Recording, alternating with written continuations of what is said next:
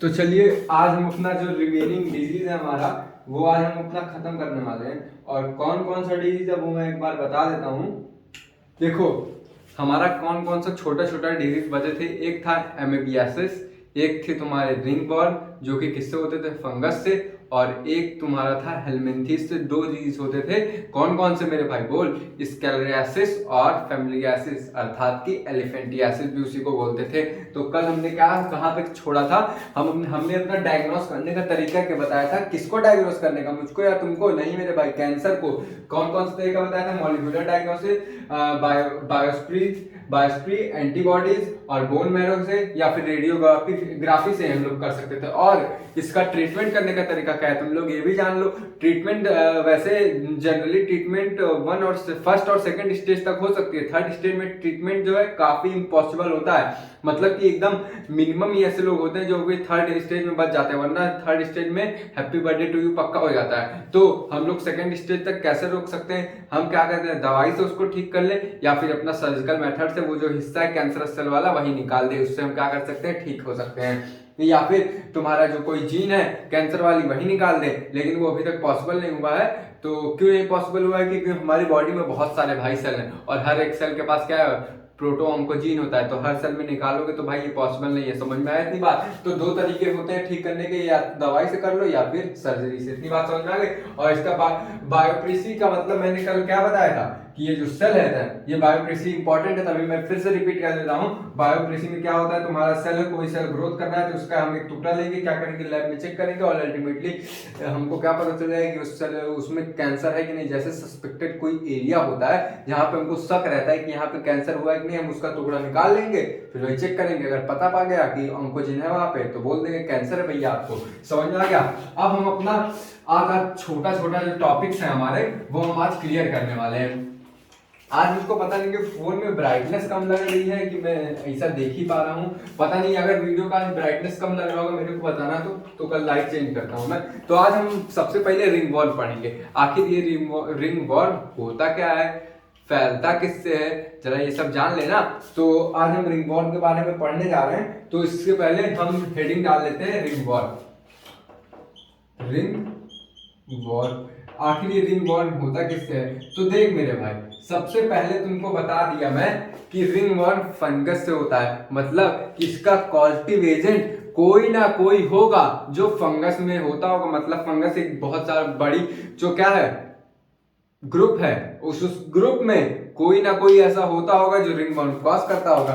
तो कौन कौन से हैं जरा ये भी जान लो। तो इसके कॉजेटिव एजेंट के बारे में सबसे पहले हम लोग जानेंगे। इसके पॉजिटिव एजेंट होते कौन कौन है? पॉजिटिव एजेंट देखो भाई, देखो ये इसका रिंगवॉर्म का एक सीधा सा मतलब फंडा है ना कि ये किसी को छू दोगे तो उससे रिंगवॉर्म हो जाता है। मतलब कि इन्फेक्ट करने से होता है, मतलब किसी को कांटेक्ट में आ जाएगा कोई पर्सन तुम्हारे, या फिर तुम्हारा कोई चीज यूज कर लेगा, तौलिया वौलिया, उससे हो जाएगा। तो ये किससे होता है? छूने से, यानी कि मीट करने से होता है। तो इसके पॉजिटिव एजेंट जो होते हैं ना, तीन होते हैं। कौन कौन से होते हैं? यम, ई, टी। अब यम फॉर क्या होता है? यम फॉर होता है माइक्रो स्पोरम। और तुम्हारा ई फॉर क्या होता है? ई फॉर तुम्हारा है एपिडर्मोफाइटन्स। एपी मतलब क्या होता है मेरे भाई बोलो? एपी मतलब ऊपर, डर्मा मतलब लेयर। तुम्हारा तीसरा क्या होता है? ट्राइकोफाइटन्स। ये तुम्हारे तीनों जो रहते हैं मेरे भाई साहब, यही तीनों क्या करते हैं? रिंगवॉर्म कॉज करते हैं। पहला टॉपिक क्लियर हुआ कि रिंगवॉर्म किससे होता है? मीट करने से होता है। मीट करने में क्या क्या होता है? माइक्रोस्पोरम और तुम्हारा एपिडर्मोफाइटन्स और तुम्हारा ट्राइकोफाइटन्स होते हैं। ये तीनों तुम्हारे क्या कॉज करते हैं? रिंगवॉर्म कॉज करते हैं। पहली चीज तो हो गई। अब ये तुम्हारा भैया कांटेक्ट में मतलब मोड ऑफ ट्रांसमिशन इसका क्या है? तो दूसरी हेडिंग क्या होगी हमारी?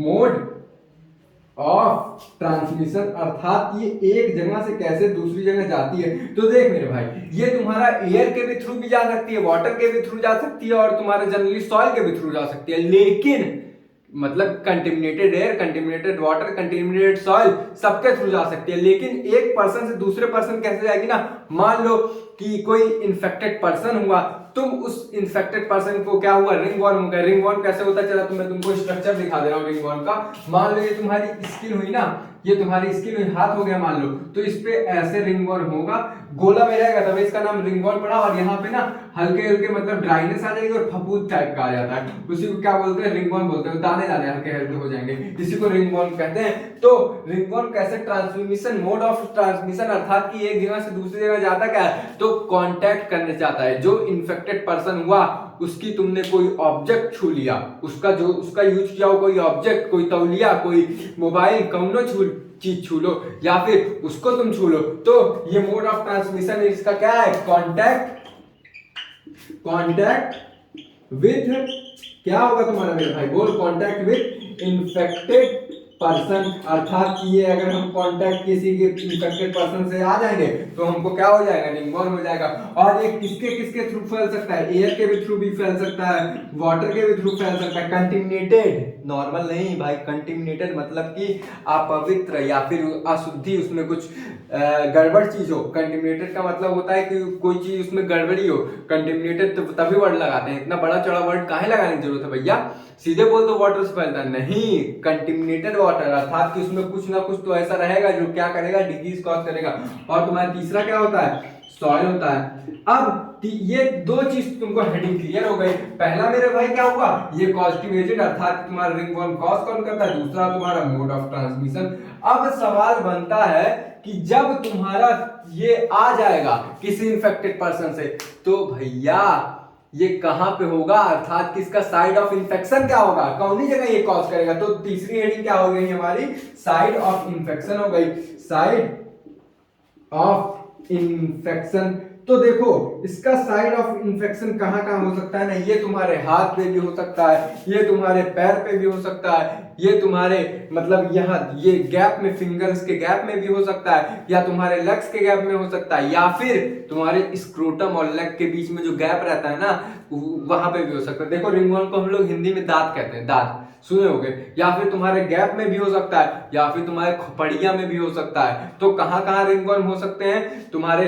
हैंड में अगर होंगे तो तुम बोलोगे रिंगवर्म हैंड में हो रहा है, नहीं मेरे भाई, रिंगवर्म हैंडवर्म होंगे तो ये हैंड के ऊपर क्या रहता है, स्किन रहता है, तो स्किन में होगा। तो पहला हमारा साइड ऑफ इन्फेक्शन क्या हुआ, जरा बताना मेरे को। पहला हमारा हो गया स्किन हो गया, ठीक है। अब दूसरा हमारा क्या हो गया, स्कल्प। अब ये बोलोगे कि स्कल्प क्या होते हैं, देख मेरे भाई, स्कल्प तुम्हारी खोपड़िया होती है, यही खोपड़िया, यहाँ पे भी रिंगवर्म हो जाते हैं। या फिर तुम्हारा हैंड के बीच या फिर फिंगर्स के बीच जो क्या रहता है, जगह रहती है, मतलब कि गैप रहता है, वहां पे भी हो जाता है। तुम्हारे पैर के बीच में जो गैप रहता है उंगलियों के बीच, वहां पे भी हो सकती है। और तुम्हारा ये कहाँ हो सकता है, नाखून पे भी हो सकता है। तो तीसरा हमारा क्या हुआ, ये कहाँ हो सकता है, नेल्स में हो सकता है। तो इतनी बात समझ में आ गई। और यहाँ पे अगर तुमको और भी लिखना है तो ये तुम लिख लो कि फोल्ड में, मतलब ये स्किन फोल्ड में, या फिर हैंड फोल्ड, या फिर लेग फोल्ड। तो स्किन फोल्ड लिखोगे तो ज्यादा अच्छा रहेगा। तो ये स्किन फोल्ड में भी हो सकते हैं। स्किन फोल्ड क्या होता है भाई, जो हमारे हाथ पैर या फिर तुम्हारा जो गैप रहता है स्क्रोटम और लेग के बीच में, वहां पे भी हो सकता है। देखे नहीं हो, बहुत लोग को होता है जनरली। तो रिंगवर्म सबको होता है भाई, इसमें कोई छुपाने वाली बात नहीं, रिंगवर्म सबको हो जाता है लाइफ में, पूरी जीवन काल में। तो ये और एनसीईआरटी क्या बोलती है इसके बारे में, पहला तो इसका कॉजेटिव एजेंट बताया, दूसरा में कैसे ट्रांसफर होती है एक जगह से दूसरे जगह, तीसरा इसका साइड ऑफ इन्फेक्शन क्या है। और एनसीईआरटी ये बोलती है ना कि ये सबसे मोस्ट इन्फेक्शियस डिजीज है, अर्थात कि ये अगर किसी पर्सन को हुआ तो तुम्हारे पास आने में टाइम नहीं लगेगा, मतलब कि ये बहुत ही ज्यादा इन्फेक्शियस डिजीज होता है। अब रही बात तुम्हारे चौथे हेडिंग की, चौथा हेडिंग क्या, मैं हमेशा की तरह बताता हूं कि इसका सिम्टम क्या होता है। तो सिम्टम में क्या यहां लिख दूं, यहां पे मैं थोड़ा सिम्टम लिख देता हूं तुम लोगों को, थोड़ा तुम लोग जान लो। तो इसका सिम्टम क्या होते हैं, सिम्टम, पहला तो सिम्टम होता है, मैंने यहीं पे बता दिया था कि यहाँ पे ड्राइनेस आ जाती है, ड्राइनेस। और तीसरा तुम्हारे स्केल्स पड़ जाते हैं। स्केल्स मतलब क्या होते हैं, यहाँ पे जो फफूंदे होती हैं और व्हाइट व्हाइट रेसे निकलते हैं वो पड़ जाते हैं। और तुम्हारा सिम्टम्स यहाँ पे क्या रहते हैं, ईचिंग होती है। 3 सिम्टम काफी है। तो यहाँ पे क्या क्या होता है, ड्राइनेस आ जाती है, स्केल्स आ जाते हैं, और तुम्हारे क्या होता है, ईचिंग होता है। That's all. ये तुम्हारा पूरा ringworm topic complete according to your NCERT. इसका स्क्रीनशॉट खट्टा से ले लो। और इसमें कुछ बताने लायक है नहीं, जितना था मैंने बता दिया।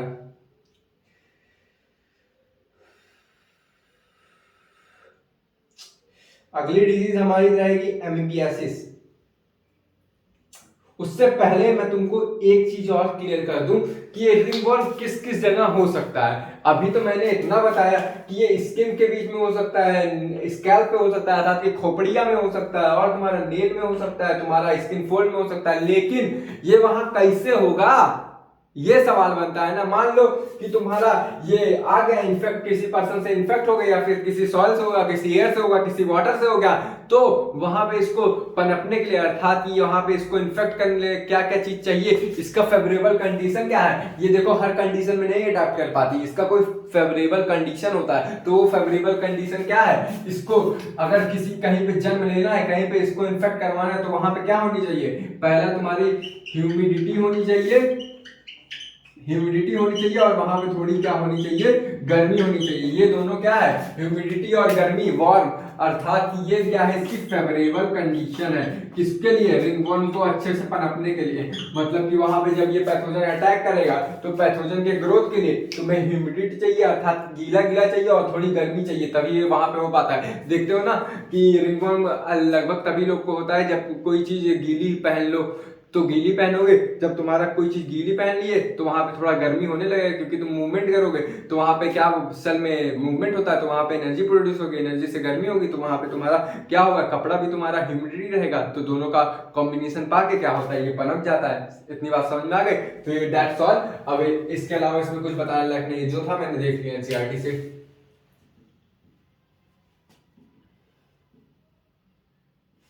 अब हमारी आती है एमीबियासिस। ये हमारी डिजीज है, इसके बारे में भी जानना बहुत जरूरी है। आखिर ये एमीबियासिस होती क्या है, कॉजेटिव एजेंट भैया इनका क्या है, जरा ये सब हम एमीबियासिस के बारे में जान लेते हैं। देखो एमीबियासिस, एमीबियासिस की स्पेलिंग क्या है, जरा मेरे को कोई बताएगा, कैसे बताओगे भाई, एमीबियासिस, ये एमीबियासिस है।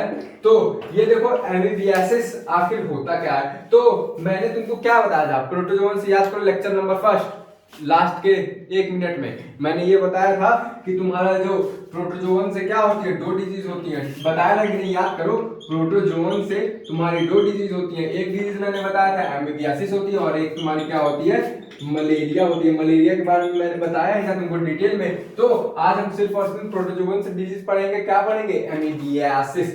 अब पहला सवाल, सबसे कॉमन सवाल कि भैया ये करवाता कौन है, अर्थात कि इसका पॉजिटिव एजेंट कौन है। तो हमारा हेडिंग होगा पहला, पॉजिटिव एजेंट कौन है इसका, अर्थात कि एमीबियासिस कौन कॉज करता है। तो इसका पॉजिटिव एजेंट है ना एंट अमीबा हिस्टोलिटिका। तो कौन सा पॉजिटिव एजेंट है, यहां पे मैं लिख देता हूं, एंट अमीबा हिस्टोलिटिका। अब मैं थोड़ा यहाँ पे एंट अमीबा हिस्टोलिटिका जो मैं लिखा हूँ, अगर इस पे स्पेलिंग गलत होगा तो भाई गाली मत देना, तुम लोग देख लेना।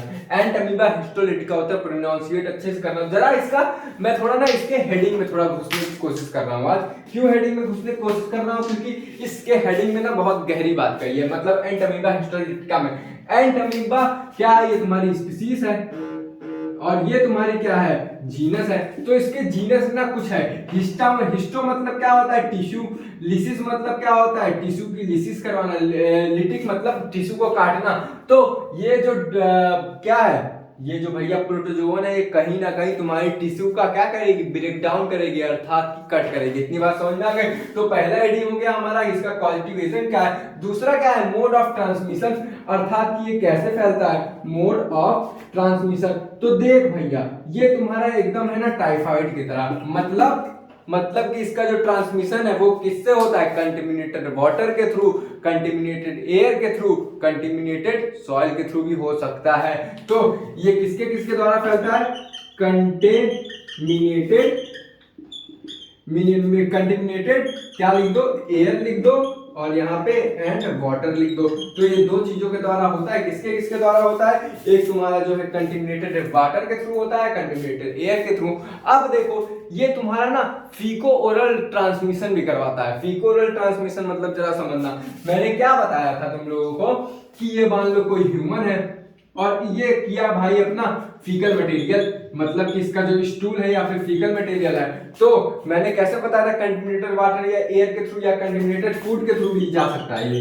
तो कैसे मैंने बोला था कि मान लो कोई मरीज है, ये तुम्हारा क्या है, इसको क्या हुआ, अमीबियासिस हुआ है, तो ये जैसे ही क्या बोलेगा अपना फीकल मटेरियल एक्सपेल आउट करेगा, तो इस पे क्या करेगी, मक्खी बैठेगी, और जैसे ही कोई मक्खी बैठी वो किसी पे खाना चले गई, खाने पे चली गई तो खाने के थ्रू होगा, या फिर ये एयर के थ्रू कहीं जाके किसी पे छोड़ दी तब भी हो जाएगा, या फिर अगर पानी के थ्रू बोलो, यहाँ पे कोई ये रेनी सीजन में कहीं पे जाएगा ड्रेनेज करके, तो ड्रेनेज करके जाएगा और ये पीने वाले पानी में मिक्स हो जाएगा, अल्टीमेटली वही पानी हम लोग पिएंगे और वो क्या हो जाएगा, एमीबियासिस। अब तुमको एक चीज ज्ञान की बात जरा बता रहा हूँ, ये तुम लोग अच्छे से लिख लेना, इसको मैं इरेज करने जा रहा हूँ, स्क्रीनशॉट लो जल्दी से, नहीं ले पाए तो वीडियो बैक करके फिर से ले लो।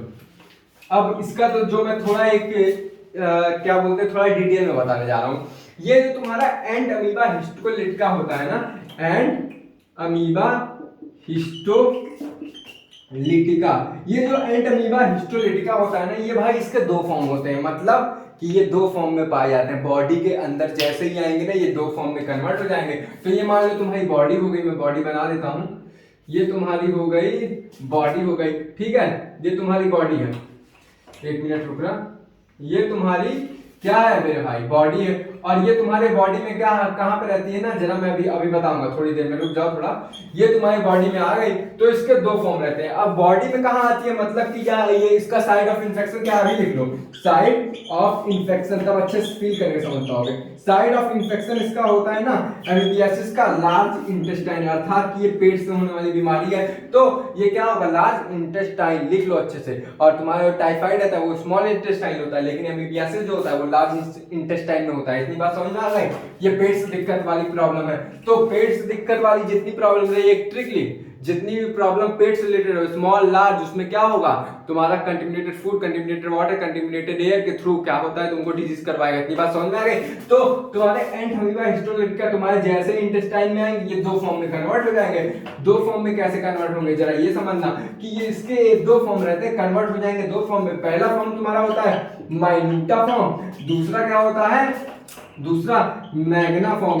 अब ये तुम्हारे मैग्ना फॉर्म क्या करते हैं, जरा इनके बारे में समझा। माइन्यूटा मतलब देखो नाम से क्लियर हो रहा है, ये तुम्हारा जैसे इंटेस्टाइन है, लार्ज इंटेस्टाइन, तो ये तुम्हारा क्या हुआ, इंटेस्टाइन में आएगा, तो इसका एक माइन्यूटा फॉर्म, माइन्यूटा मतलब माइन्यूट मतलब छोटा, मेगा मतलब बड़ा, मैग्ना फॉर्म। तो जो माइन्यूटा फॉर्म रहेगा ना, माइन्यूटा पे आ जाओ, माइन्यूटा क्या करेगा ना, ये तुम्हारा यही तुम्हारे फीकल मटेरियल में जाएगा, अर्थात कि जो तुम्हारा पॉटी होगा या फिर स्टूल कह लो या फिर फीकल मटेरियल कह लो, ये तुम्हारा मैग्ना फॉर्म उसी में जाएगा। मतलब मेरा क्या है, ये तुम्हारा एक पर्सन से from one person to another person क्या करेगा, इन्फेक्ट करवाएगा थ्रू फीको ओरल रूट के थ्रू, फीको ओरल रूट के थ्रू या फिर फीको ओरल ट्रांसमिशन लिख लो। मतलब इसका क्या है जरा तुम लोग अच्छे से समझो कि ये जो तुम्हारा मैग्ना फॉर्म माइन्यूटा फॉर्म रहता है, ये माइन्यूटा फॉर्म क्या करेगा, ये तुम्हारा किस में निकलेगा, तुम्हारे फीकल मटेरियल में निकलेगा, और जैसे ही तुम्हारे फीकल मटेरियल में गया उस पे मक्खी आई, मक्खी आके किसी के खाने में गई, किसी के खाने में गई, वाला खाना तुम खुद खाओगे, और जब खुद खाओगे तुम क्या हो जाएगा, तुमको एमीबियासिस। तो ये तुम्हारा माइन्यूटा फॉर्म क्या होता है, इन्फेक्टेड फॉर्म होता है। ये क्या करता है, एक पर्सन से दूसरे पर्सन में क्या कॉज करता है, इन्फेक्शन कॉज करता है। इतनी बात समझ में आ गई, एक मिनट रुकना था।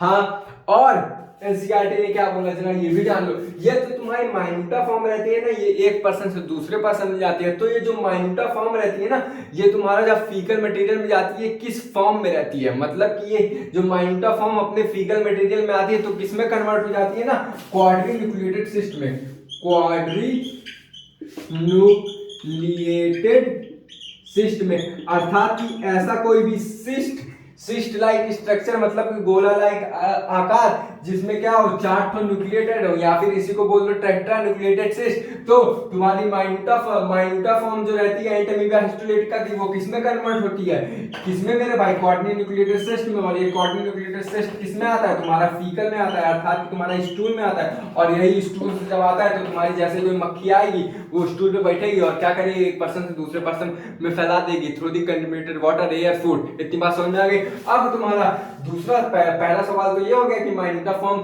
से किसमें, क्वाड्रनी न्यूक्लिएटेड सिस्ट या फिर टेट्रा न्यूक्लिएटेड सिस्ट में करके फीकल मटेरियल में आ गई, फीकल मटेरियल में आके फैला देगी। अब ये मैग्ना फॉर्म क्या करती है, मैग्ना फॉर्म तुम्हारा ना पैथोजेनिक कॉज करती है, अर्थात ये जो तुम्हारे लार्ज इंटेस्टाइन में जब रहेगी ना तो भाई वहां पे डैमेज फैलाएगी। तो मैग्ना फॉर्म क्या करेगी, तुम्हारा पैथोजेनिक का काम करेगी, अर्थात कि तुम्हारा इंफेक्शन करवाएगी। किसमें करवाएगी, स्मॉल लार्ज इंटेस्टाइन में। लेकिन तुम्हारी जो माइन्यूटा फॉर्म है वो कन्वर्ट हो जाएगी तुम्हारे क्वाड्रनी न्यूक्लिएटेड सिस्ट या फिर टेट्रा न्यूक्लिएटेड सिस्ट में। और जब जैसे ही कन्वर्ट होगी वो क्या करेगा, तुम्हारे फीकल मटेरियल में निकल जाएगा, अर्थात कि तुम्हारे जो स्टूल में या फिर फीकल मटेरियल में तुम्हारा क्या रहेगा, क्वाड्रनी न्यूक्लिएटेड सिस्ट रहेगा। और वही क्वाड्रनी न्यूक्लिएटेड सिस्ट जब मधुमक्खी आएगी तुम्हारे फीकल मटेरियल बैठेगी, और वही फीकल मटेरियल पे जैसे ही बैठेगी तुम्हारे खाने पे जाएगी, तुम्हारे पानी पे जाएगी, तुम्हारे एयर में जाएगी, और तुम क्या करोगे, इसी को लोगे, खाना खाओगे, और तुम्हें अल्टीमेटली क्या हो जाएगा, तुम किससे पीड़ित हो जाओगे, अमीबियासिस से।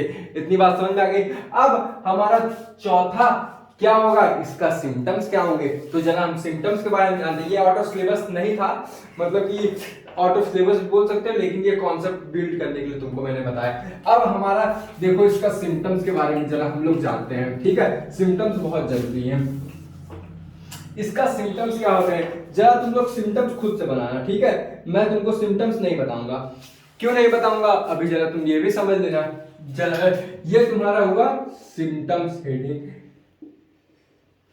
अब इसमें क्या होगा, देखो तुम्हारा पेट में कोई चीज है लार्ज इंटेस्टाइन में, तो तुमको क्या होगा भैया, देखो लार्ज इंटेस्टाइन से तुम्हारे एनस का पाइप जाता है, अर्थात कि वहीं से फीकल मटेरियल निकलता है, मतलब फीकल मटेरियल लार्ज और स्मॉल दोनों से निकलता है, लेकिन मैक्सिमम में लार्ज इंटेस्टाइन से निकलता है। तो देखो ये पेट से दिक्कत वाली प्रॉब्लम है, तो जब लार्ज इंटेस्टाइन में तुम्हारे कोई चीज रहेगा, कौन रहेगा भैया, एंट अमीबा हिस्टोलिटिका रहेगा। कौन सा फॉर्म, मैग्ना फॉर्म, और माइन्यूटा वाला वो भी रहेगा, लेकिन वो क्या करेगा, फीकल मटेरियल में आ जाएगा, किस फॉर्म में, क्वाड्रनी न्यूक्लिएटेड सिस्ट के फॉर्म में। तो ये तुम्हारा पहला तो हो गया, जब पेट में रहा तो भैया पेटवा दर्द करेगी ना, स्टमक पेन लिख लो, या फिर कौन सा पेन लिख लो, एब्डोमिनल पेन लिख लो।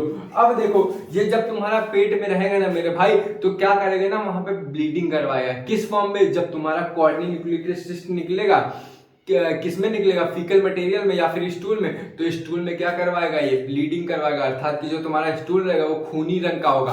तो तुम्हारा क्या होगा, हैविंग ब्लड किसमें, इन स्टूल। ये तुम्हारा दूसरा सिम्टम हो गया। तीन ही सिम्टम जानो, सिम्टम्स वाले जल्दी जल्दी पूछते रहिए।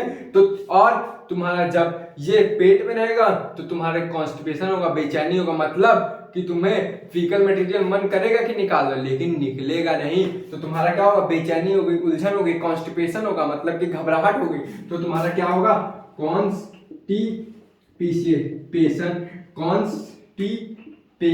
और देखो एक चीज और होगा, जब तुम्हारे लार्ज इंटेस्टाइन में कोई चीज रहेगा तो तुमको खाने का मन करेगा, नहीं करेगा भाई, लॉस ऑफ एपेटाइट भी हो जाएगा। और तुम्हारा क्या हो सकता है, चाहे तुम लोग खुद से सिम्टम सोचो यार। देखो जब ये स्टूल में रहेगा, लार्ज इंटेस्टाइन में रहेगा, तो क्या करेगा, लार्ज इंटेस्टाइन का डैमेज करेगा। क्या डैमेज करेगा, वल्वा डैमेज करेगा, वहां पे जो म्यूकस की लेयरिंग होती है वो भी डैमेज करेगा। तो क्या बोल सकते हो, लार्ज इंटेस्टाइन भी डैमेज करता है। तुम्हारा भूख नहीं लगेगा, पेट दर्द करेगा, और तुम्हारा क्या होगा, कॉन्स्टिपेशन होगा। ये सब सिम्टम्स होते हैं भाई, जब पेट में रहेगा पेटवा दर्द करेगा, कॉन्स्टिपेशन नहीं होगा, लॉस ऑफ एपेटाइटिस नहीं होगा। पेट की बात ये सब कर रहा हूँ, समझ में आ गया। तो ये तुम्हारे सिम्टम्स है 3-4, ये तुम लिख लो, स्टमक पेन या फिर एब्डोमिनल पेन बोल लो। और तुम्हारे स्टूल में क्या रहेंगे, ब्लड रहेगा, और क्या करेगा, ये म्यूकस की और जो लार्ज इंटेस्टाइन की लेयर है वो क्या करेगा, खाएगा, और तुम्हारा क्या होगा, कॉन्स्टिपेशन, अर्थात कि बेचैनी होगा, तुम्हें वॉशरूम जाने का मन करेगा, लेकिन वॉशरूम नहीं होगा, मतलब कि फीकल मटेरियल एक्सपेल्ड आउट नहीं होगा।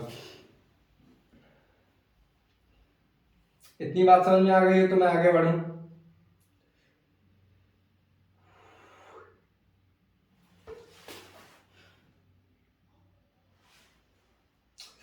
अब हम अपने नए टॉपिक पे आते हैं, स्कैलगियासिस। स्केलियासिस में क्या होता है जरा ये भी समझ लेना। ये तुम्हारा स्केलियासिस किससे होता है भैया, जरा बताना मेरे भाई लोग। हेलमिंथीज से होता है। हेलमिंथीज में कौन, स्केलिहेलमिंथीज। अब तुम बोलोगे स्केलिहेलमिंथीज क्या होता है, ये भैया एनिमल किंगडम होता है, पढ़े नहीं हो क्या, पोरिफेरा, सिलिडेरा, Coelenterata, Platyhelminthes, Aschelminthes, Annelida, Arthropoda, Mollusca, Hemichordata, Chordata, ये सब पढ़े नहीं हो, पूरे फाइलम्स एनिमल वाले, उसी में कोई स्केलिहेलमिंथीज या प्लेटिहेलमिंथीज का नाम नहीं सुने हो, वही सब है ये सब भैया। यही लोग डिजीज कॉज करते हैं, कैसे कॉज करते हैं वही पढ़ने जा रहे हैं। तो हम अब जानेंगे कि हमारे हेलमिंथीज से कौन कौन से डिजीज होते हैं। हेलमिंथीज से भाई साहब कौन कौन से डिजीज होते हैं, तो दो डिजीज होते हैं, कौन कौन से,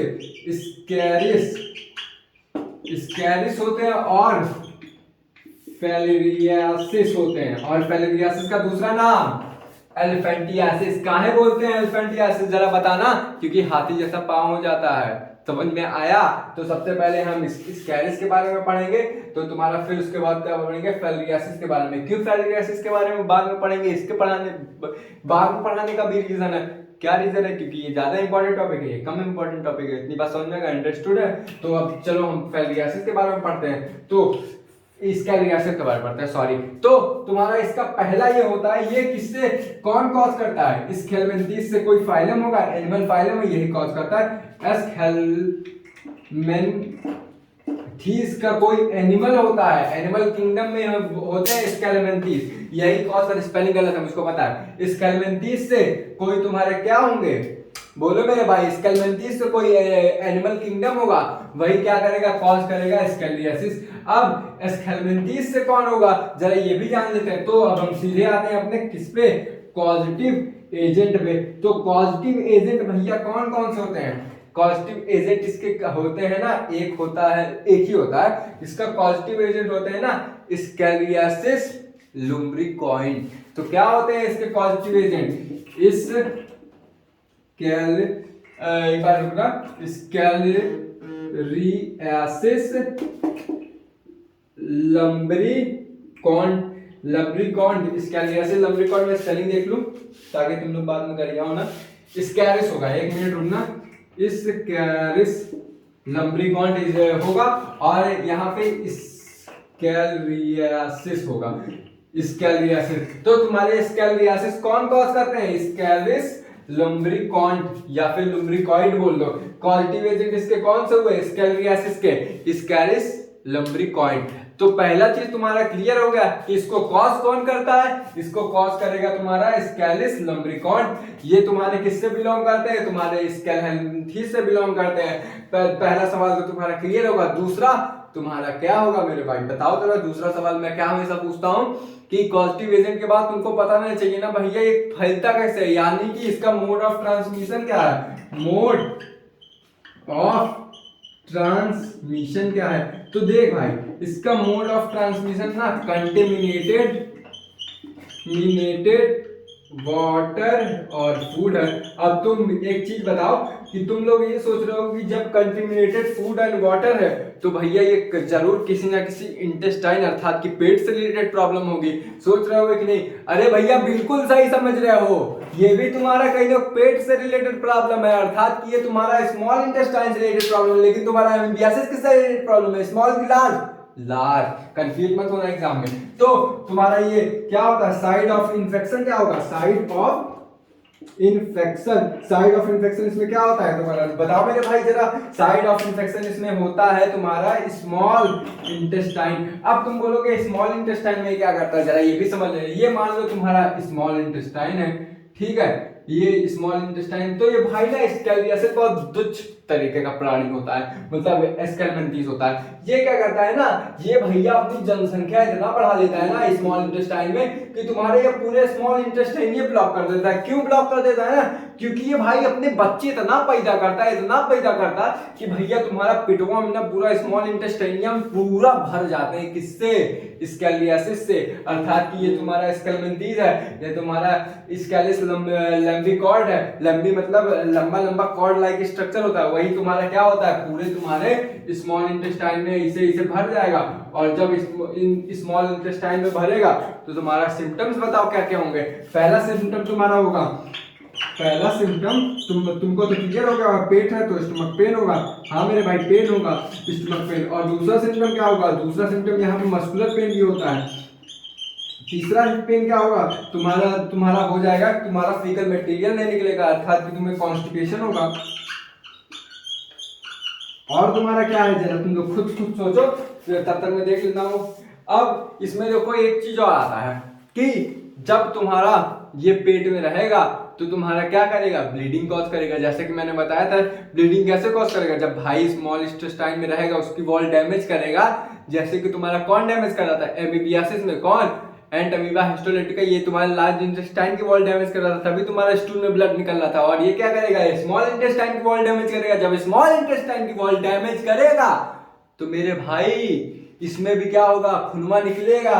और इसमें भाई बोला तो ऐसा जाता है ना कि इतना खून निकलता है कि तुम्हें एनाफिलीज होता है, एनीमिया हो जाता है, सॉरी एनीमिया हो जाता है। एनीमिया क्या होती है कि खून की कमी, तुम्हारे बॉडी में खून की कमी होती है। सोच लो ये भैया कितना खून निकालते हैं कि तुम्हारे बॉडी में खून की कमी होती है। और इसमें एक और सिम्टम आता है, फीवर। देखो एक चीज कॉमन है कि जनरली कोई भी डिजीज होता है ना तो उसमें फीवर होबे करता है। क्यों होता है, देखो हमारी बॉडी का एक रूल होता है कि जैसे ही तुम्हारी बॉडी में कोई आएगा तो एक तरीका फीवर क्या करता है ना, इन्नेट इम्यूनिटी प्रोवाइड करता है कि वो बॉडी का टेम्परेचर बढ़ाएगा और क्या करेगा, तुम्हारे जितने भी अंदर पैथोजेंस होते हैं उनको क्या करेगा, किल कर देगा। और वही काम होता है इन्नेट इम्यूनिटी का। वो 4 प्रकार के होते हैं अकॉर्डिंग टू आवर एनसीईआरटी, लेकिन उसमें अगर हायर स्टडीज में तुम लोग पढ़ोगे ना, फीवर भी तुम्हारा इन्नेट इम्यूनिटी में आता है। तुम बोलोगे ये इन्नेट इम्यूनिटी क्या होता है, इन्नेट इम्यूनिटी ऐसी इम्यूनिटी रहती है जो तुम्हारा बर्थ के पहले की रहती है, मतलब कि बर्थ के पहले से आ जाती है, मतलब कि क्या एक तरीके से मैं बोल सकता हूं कि जन्म से पहले से ही रहती है। मतलब कि जब जन्म होता है सिंस बर्थ रहती है, मतलब कि जन्म से ही हो रहता है। लेकिन जो तुम्हारी एक्वायर्ड इम्यूनिटी रहती है, खुद से अर्जित करते हैं, मतलब जन्म के बाद रहती है। इतनी बात समझ में आ गई। तो तुम्हारा कोरोना वायरस देखो एक्वायर्ड इम्यूनिटी में आएगा।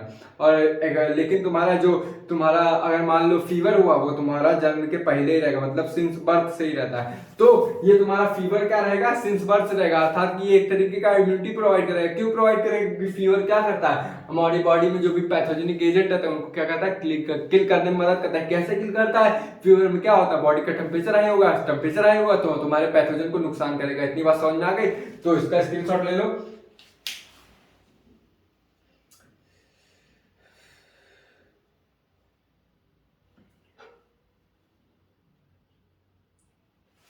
अब हम अपने फैलरियासिस पे आते हैं। फैलरियासिस को एलिफेंटियासिस बोलते हैं। क्यों बोलते हैं, क्योंकि उसमें हमारा जो पैरवा होता है ना, पैर वाले रीजन में जनरली ये होता है। इतनी बात समझ में आई। तो इसमें पैर जो होता है ना हमारा, क्या हो जाता है, हाथी जैसा हो जाता है। तुम लोग फैलरियासिस का फोटो डालोगे या फिर एलिफेंटियासिस का गूगल पे, तुमको बताएगा। तो अब हमारा नया टॉपिक रहता है कि फैलरियासिस आखिर में होता क्या है। फैलरियासिस आखिर में होता क्या है, समझ में आया। तो सबसे पहले फैलरियासिस किससे बिलोंग करता है, तो ये भी तुम्हारा एस हेलमिनथीस से बिलोंग करता है। अब एक्सहेलमिनथीस से कौन वाले से बिलोंग करता है, तो इसका कॉजेटिव एजेंट में तब जान लो जब इतना डिटेल में जान रहे हो। तो कॉजेटिव एजेंट इसके 2 होते हैं। कौन कौन से होते हैं, पहले जो तुम्हारा होगा वाउचेरिया बैंक्राफ्टी, दूसरा तुम्हारा क्या होगा, वाउचेरिया मेलाई। तो यहाँ पे मैं वाउचेरिया में ww लिख रहा हूं, बैन क्राफ्टी और बैन क्राफ्टी, और तुम्हारा दूसरा क्या होगा, वाउचेरिया मलाई। ये तुम्हारे होते हैं क्या कॉज करते हैं, तुम्हारे फैलरियासिस कॉज करते हैं। फैलरियासिस का दूसरा नाम एलिफेंटियासिस। तो इतनी बात समझ में आ गई। अच्छा तुम लोग का एक थोड़ा सा क्विज लूंगा मैं। टाइफाइड को हम किसके और नाम से जानते हैं, इंट्रिक फीवर के नाम से जानते हैं। समझ में आया, इंट्रिक फीवर क्यों, क्योंकि वो इंटेस्टाइन से रिलेटेड प्रॉब्लम रहती है। इतनी बात समझ में आ रही है। तो ये थोड़ा सा मैं वैसे रिकैप करवाना था। तो तुम्हारा ये कॉजेटिव एजेंट फैलरियासिस के 2 होते हैं, पहला वाउचेरिया बैंक्राफ्टी और वाउचेरिया मेलराई, वाउचेरिया वाई, ये तुम्हारे क्या करते हैं, ये दोनों मेलेवाई क्या करते हैं, और वॉचेरिया बैनक्राफ्टी ये दोनों तुम्हारे क्या करते हैं, कॉज करते हैं। किसको कॉज करते हैं, मुझको या तुमको नहीं मेरे भाई, ये तुम्हारे क्या करते हैं, एलिफेंटियासिस को कॉज करते हैं। पहला क्वेश्चन मेलाई और तुम्हारे बैनक्राफ्टी ये दो तो कॉज करेंगे।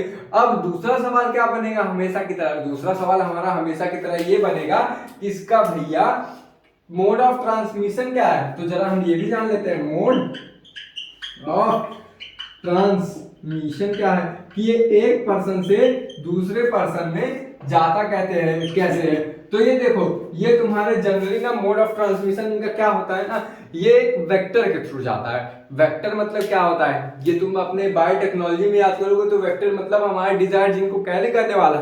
तो भैया यहाँ डिजायर जीन की तो बतिये नहीं होगी, तो वेक्टर क्या यहाँ पे काम करेगा ना, वो अपना क्या करेगा, वो अपना भैया जो डिजीज कॉज करने वाला एजेंट होगा उसको कैरी करेगा, वहां उसको यहाँ पे वेक्टर कहते हैं। तो एक चीज तुमको एक और क्वेश्चन पूछता हूं, मलेरिया के केस में तुम्हारा वेक्टर की तरह कौन काम करेगा, मॉस्किटो। मॉस्किटो में कौन, एनाफिलिस। लेकिन यहाँ पे वेक्टर की तरह कौन काम करेगा, मॉस्किटो ही काम करेगा। लेकिन कौन सा, यहाँ पे क्यूलेक्स मॉस्किटो तुम्हारा रहेगा, ये भी तुम्हारा क्यूलेक्स मॉस्किटो रहेगा, ये भी फीमेल रहती है। ये क्या करती है, तुम्हारा पॉजिटिव एजेंट की तरह मोड ऑफ ट्रांसमिशन करवाती है, अर्थात कि ये तुम्हारा एक बंदे से दूसरे बंदे में क्या कॉज करवाएगी, फेल्वियासिस। किसके द्वारा, क्यूलेक्स क्या करेगी, ये तुम्हारा वॉचेरिया बैनक्राफ्टी या फिर वॉचेरिया मेलाई क्या करेगी, अपने सैलिवरी ग्लैंड रखेगी और जैसे किसी को कट करेगी और छोड़ देगी, और जब छोड़ेगी तो तुमको क्या हो जाएगा भैया, बोल मेरे भाई, तुम फेल्वियासिस से इन्फेक्टेड हो जाओगे। तो इसका मोड ऑफ ट्रांसमिशन किसके थ्रू होता है, वेक्टर के थ्रू। और वो वेक्टर कौन सा, क्यूलेक्स। क्यूलेक्स क्या होता है, एक मॉस्किटो होता है। कौन सा मॉस्किटो,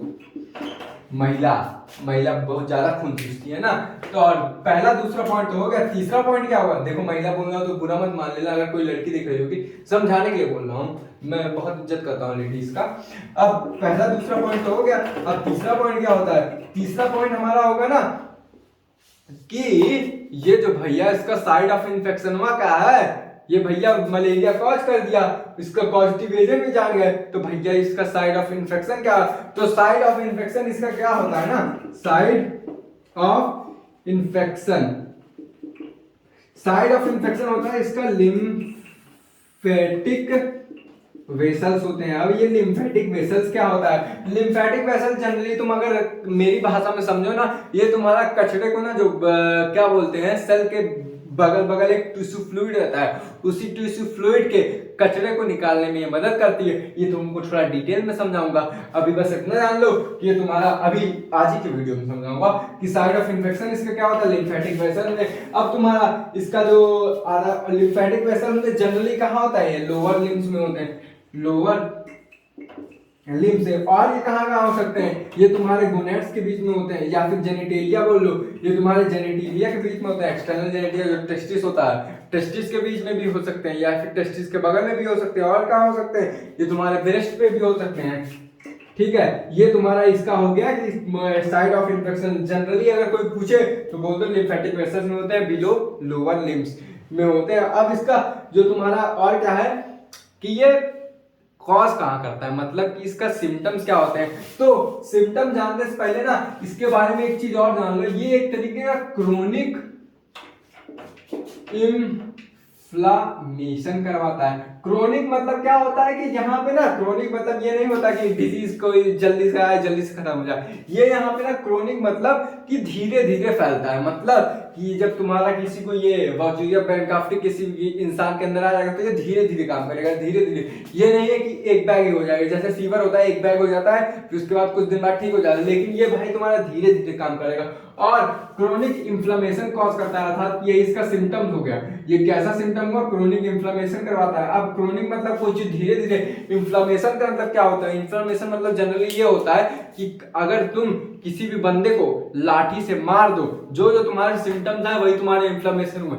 कौन कौन सा सिम्टम आएगा, जरा तुम लोग अपने आप को लाठी से मार के देखना, तुम लोग को पता चल जाएगा। मारना मतलब पगला गए हो क्या, मैं बता रहा हूँ। जैसे किसी बंदे को लाठी से मारे तो वहां पे सूजन आएगी। तो इन्फ्लेमेशन में हम लोग क्या क्या ले सकते हैं, एक स्वेलिंग ले सकते हैं। इतनी बात तो क्लियर हो गई। स्वेलिंग और इन्फ्लेमेशन में जमीन आसमान का अंतर है, लेकिन हम लोग जनरली ध्यान नहीं देते हैं। तो पहला तो स्वेलिंग आएगी, दूसरा क्या होगा, रेडनेस होगा। अबे मेरे भैया लठिया से मारोगे तो लाल होगा कि नहीं, और तुम्हारा हॉटनेस आ जाएगा, और वहां पे थोड़ी थोड़ी खुजली होने लगेगी, होती है कि नहीं, जोर से कंटाप मार के देखो, लाल हो जाएगा, सूज जाएगा, खुजली होने लगेगी। ये सब तुम्हारे इन्फ्लेमेशन में आते हैं। तो ये इसका सिम्टम क्या है, ये क्या करवाता है, क्रॉनिक इन्फ्लेमेशन करवाता है, अर्थात कि वहां पे धीरे धीरे क्या करवाता है, सूजन करवाता है। अब जरा हम इसका मैकेनिज्म समझेंगे। इसका मैकेनिज्म समझने से पहले ये तुम स्क्रीनशॉट ले लो।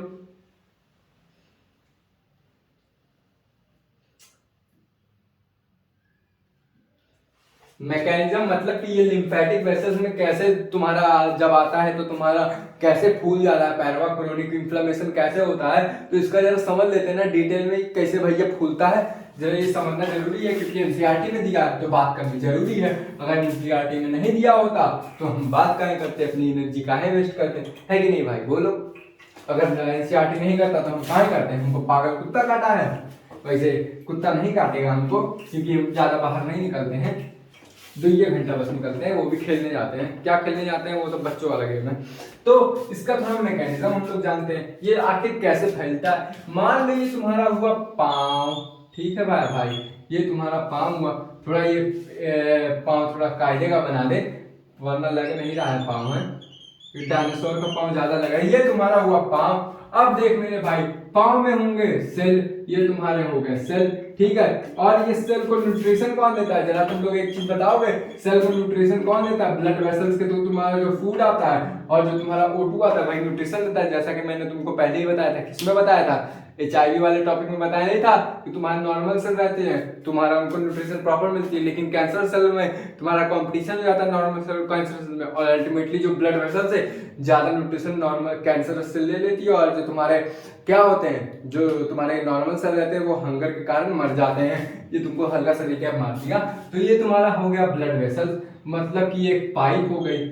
इस पाइप में क्या है, तुम्हारा आरबीसी है, ठीक है मेरे भाई, ये तुम्हारी आरबीसी हुई। और इस आरबीसी में तुम्हारा क्या रहता है भैया, खनवा रहता है, पानी रहता है, ऑक्सीजन रहता है, और यही ऑक्सीजन तुम्हारा कौन लेती है, सेल लेती है। लेकिन ये तुम्हारा सेल डायरेक्ट नहीं ले पाती, ये तुम्हारा एक यहाँ पे क्या भरा होता है, एक लिम्फेटिक टिश्यू होता है, ये यहाँ पे एक लिम्फेटिक टिश्यू होता है, और ये क्या करती है, जो तुम्हारी ब्लड वेसल्स है वो क्या करती है, फूड, ऑक्सीजन, वाटर ये तुम्हारे लिम्फेटिक टिश्यू में छोड़ती है। और ये लिम्फेटिक टिश्यू में से क्या होता है, तुम्हारा सेल को मतलब खाना मिल जाता है। लेकिन ये जब लिम्फेटिक टिश्यू में तुम्हारा, जब लिम्फेटिक टिश्यू बोल दो या फिर लिम्फेटिक फ्लूइड बोल दो, सॉरी मैं लिम्फेटिक टिश्यू कब से चिल्लाया जा रहा हूँ, यहाँ पे ये जो टिश्यू फ्लूइड रहता है ये, या फिर लिम्फेटिक फ्लूइड बोल दो, तो इसमें क्या तुम्हारे खाना छोड़ती है, और जब तुम्हारी खाना ये छोड़ेगी यही क्या करेगा, इसमें अपने जो सेल्स में ट्रांसफर कर देगा। लेकिन यहाँ पे क्या दिक्कत आती है, जो एलिफेंटियासिस होता है, जब तुम्हारे किसी बंदे को एलिफेंटियासिस हो जाएगा तो यहाँ से एक और पाइप जाती है। कौन सी पाइप जाती है, तुम्हारी लिम्फेटिक वेसल्स रहती है। लिम्फेटिक वेसल का जनरली काम होता है ना कि ये क्या करती है, जो तुम्हारे वेस्ट रहते हैं पैर में, मतलब कि जो तुम्हारे पैर में वेस्ट रहेगा, कैसा वेस्ट, जो तुम्हारे टिश्यू फ्लूइड में वेस्ट रहता है, वो क्या करती है, वो तुम्हारा लेती है और तुम्हारा लेके क्या करती है, ब्लड पाइप में बाद में छोड़ देती है, ताकि ब्लड से बाहर चला जाए बॉडी के। तो ये जब तुम्हारा क्या, ये जो आरबीसी वाली पाइप है, अच्छे से दिख रहा है कि नहीं, फिगर पता नहीं मैं अच्छा बनाऊं यार, कि तुम लोग को फील नहीं करवा पाऊंगा। अब लेकिन एलिफेंटियासिस वाला मतलब वो मत समझ आता कि मैं पैर में बड़ा नहीं बना रहा था, ठीक है। ये तुम्हारी एक पाइप गई, ये पाइप तुम्हारी हो गई ब्लड वेसल्स वाली, ब्लड वेसल्स वाली, और ये तुम्हारी हो गई कौन सी, ये तुम्हारी हो गई लिम्फेटिक वेसल्स वाली, और यहाँ पे तुम्हारे सेल्स हो गए, ठीक है, ये तुम्हारे सेल्स हो गए। और ये सेल्स के बीच बीच में क्या रहता है, ये तुम्हारा टिश्यू फ्लूइड रहता है, और ये टिश्यू फ्लूइड का क्या काम रहता है, यहाँ से फूड और ऑक्सीजन लेती है और तुम्हारा लिम्फेटिक टिश्यू में देती है, लिम्फेटिक फ्लूइड में देती है या फिर टिश्यू फ्लूइड में, और ये टिश्यू फ्लूइड क्या करती है, सेल को ट्रांसफर कर देती है फ्लूइड। लेकिन ये जो तुम्हारा इसका लिम्फेटिक वेसल का क्या काम रहता है, जब ये तुम्हारा खाना दे देती है उसके बाद तो तुम्हारा क्या होता है, जो लिम्फेटिक फ्लूइड रहता है उसका वेस्ट मटेरियल ये क्या करती है, अपना लेती है और लेके क्या करती है, बाद में जाके ब्लड वेसल्स में छोड़ देती है, ताकि वो यहाँ से निकल जाए अपना जो वेस्ट मटेरियल है। लेकिन तुम्हारा जब तुम्हारा फिलरियासिस किसी को हो जाएगा तो तुम्हारे वाउचेरिया पैनक्राफ्टी कहाँ आ जाएंगे, लिम्फेटिक वेसल्स में आकर धरना दे देंगे, मतलब कि बैठ जाएंगे। तो जैसे ही बैठेंगे तो तुम्हारा जब ये लिम्फेटिक फ्लूइड या फिर टिश्यू फ्लूइड ये लेगा लेकिन ये ट्रांसफर नहीं कर पाएगा बाद में ब्लड वेसल्स में, और जब ट्रांसफर नहीं कर पाएगा तो लिम्फेटिक वेसल तुम्हारे फूल जाएंगे और एक टाइम ऐसा आएगा कि तुम्हारा ये लेना ही बंद कर देगा। क्या लेना बंद कर देगा, मुझे या तुम्हें? नहीं मेरे भाई, ये तुम्हारा क्या करेगा, टिश्यू फ्लूइड को लेना बंद कर देगा। और जब टिश्यू फ्लूइड को लेना बंद कर देगा, क्योंकि यहाँ पे तुम्हारे यहाँ वाउचेरिया पैनक्राफ्टी आकर बंद करके इसको सीज कर दिए, और जब लेना बंद कर देगा तो ये क्या करेगा, तुम्हारा पाँव जो है उसमें तुम्हारा क्या भरने लगेगा, टिश्यू फ्लूइड भरने लगेगा और एक टाइम ऐसा है कि ये फूल के छुआरा बन जाएगा। और अल्टीमेटली यही हमारा मैकेनिज्म है, इसके कारण हमें क्या होता है, एलिफेंटियासिस हो जाता है। और जब ये फूल जाएगा तो तुम्हारा पैर जो है हाथी की तरह दिखने लगेगा। इतनी बात समझ में आ गई। तो आज हमारा जितना भी डिजीजेस थे वो सब मैंने भाई खत्म कर दिए हैं। और कल अब हम क्या पढ़ेंगे, मेरे पास बोलने का दम भी नहीं है, गला दर्द कर रहा है। कल हम लोग देखो पढ़ेंगे ना, मैं सोच रहा हूँ कल हम लोग इम्यूनिटी के बारे में पढ़े। वैसे आज संडे है, संडे को मैंने वीडियो बना दिया, कोई बात नहीं। तो कल हम लोग पढ़ेंगे इम्यूनिटी के बारे में, फिर उसके बाद अगले दिन के लेक्चर में पढ़ेंगे हम लोग इम्यूनिटी वाला। मे भी लेक्चर थोड़ा लंबा बने, मैं कोशिश करूंगा 1 आवर 20 मिनट्स में बनाने की। और जो तुम्हारा ये क्या बोलते हैं ड्रग्स अब्यूज वाला रहेगा वो मैं उसके अगले दिन करवा दूंगा, वो 2 दिन लेगा, काफी ब्रॉड टॉपिक है। पार्ट 1 पार्ट 2 में करूंगा। तो उसके बाद ये चैप्टर कंप्लीट, इसके बाद हम लोग शुरू करेंगे बायोडाइवर्सिटी एंड इट्स कंजर्वेशन। फिर उसके बाद हम लोग शुरू करेंगे कौन सा chapter, microbes and human welfare. इतनी बात समझ आ गई। तो चलो आज की बातें यहीं तक, कल की बातें कल करेंगे। जय हिंद, जय भारत, साइनिंग ऑफ।